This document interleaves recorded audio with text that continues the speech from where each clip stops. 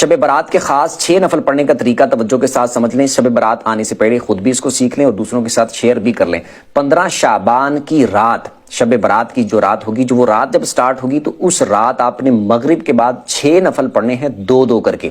پہلے 2 میں آپ نے نیت کرنی ہے کہ اے اللہ ان 2 نفلوں کی برکت سے مجھے درازی عمر بالخیر عطا فرما. اللہ اکبر کہہ کے نماز سٹارٹ کرنی ہے. سبحانک اللہ پڑھیں پہلی رکعت میں، پھر الحمدللہ، پھر اس کے بعد قل هو اللہ پڑھ لیں 3 بار.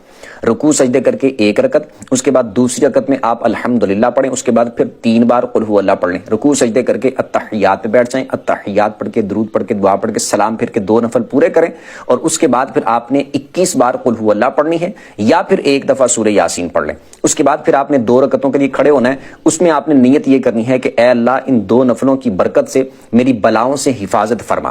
اس کے بعد آپ نے اسی طرح سیم جس طرح پہلے میں نے بتایا 2 نفل پڑھنے ہیں سیم اسی طریقے کے مطابق. پھر یہ 2 پڑھنے کے بعد آپ نے پھر 21 دفعہ قل هو اللہ پڑھ لینی ہے یا پھر 1 دفعہ سورہ یاسین پڑھ لینی. اس کے بعد پھر آپ نے 2 اور پڑھنے کے لیے کھڑے ہونا ہے. اس میں آپ نے نیت یہ کرنی ہے کہ اے اللہ ان 2 نفلوں کی برکت سے مجھے اپنے سوا کسی کا محتاج نہ کرنا.